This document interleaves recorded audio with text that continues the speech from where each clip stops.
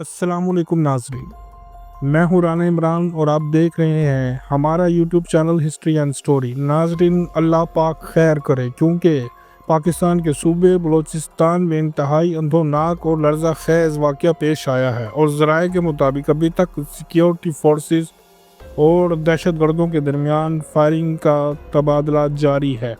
ناظرین، 2025 کا جب ذائچہ تیار ہو رہا تھا اور جب تمام اسٹرالوجر اپنے اپنے حساب کتاب بنا رہے تھے، تبھی یہ بات سامنے آئی تھی کہ 25 جنوری 2025 کو جب 12 برجوں کے درمیان 13 سیارے ایک ہی لائن میں آمنے سامنے آ جائیں گے، وہیں پر پاکستان کو کچھ فائدے حاصل ہوں گے اور اس کے ساتھ کچھ بڑے حادثے بھی پاکستان میں رونما ہو سکتے ہیں۔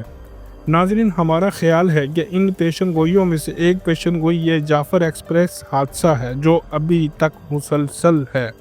ناظرین، بلوچستان میں حکام کے مطابق 10 مارچ 2025 کو صوبائی دارالحکومت کوئٹہ سے خیبر پختونخوا کے دارالحکومت پشاور جانے والی ٹرین جعفر ایکسپریس پر نامعلوم دہشت گردوں نے مارچ میں فائرنگ کی۔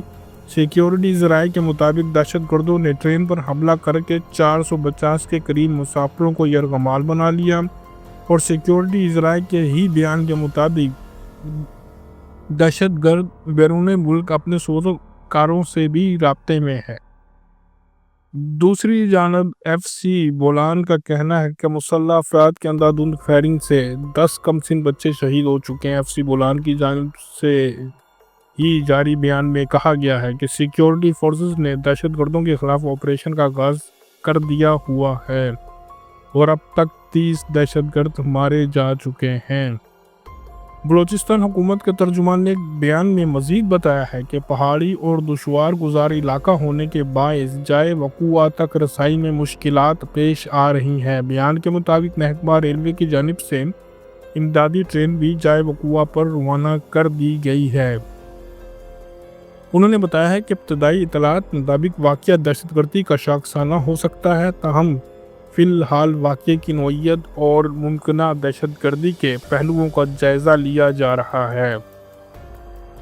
ناظرین، آخری اطلاعات کے مطابق 43 مرد یعنی 43 مرد اور 26 یعنی 26 خواتین اور 11 بچوں کو دہشت گردوں کی تحویل سے بازیاب کروا لیا گیا ہے۔ ذرائع کے مطابق یہ آپریشن میں مشکلات کی اصل وجہ وہ دہشت گرد ہیں جو ٹرین مسافروں کے ساتھ سوسائیڈر جیکٹس پہن کر بیٹھے ہوئے ہیں، اس لیے سیکیورٹی فورسز اپنا آپریشن احتیاط کے تقاضوں کے ساتھ جاری رکھے ہوئے ہیں۔ ہماری دعا ہے کہ اللہ پاک رمضان کے اس بابرکت مہینے میں سب کو خیر خیریت سے اپنے اپنے گھروں میں پہنچائے اور ساتھ میں پاک فوج کی حفاظت بھی کرے اور دشمنوں کو نابود کرے، آمین۔ اس کے ساتھ ہی رانا عمران ٹیم کو اجازت دیجیے۔ اللہ نگہبان۔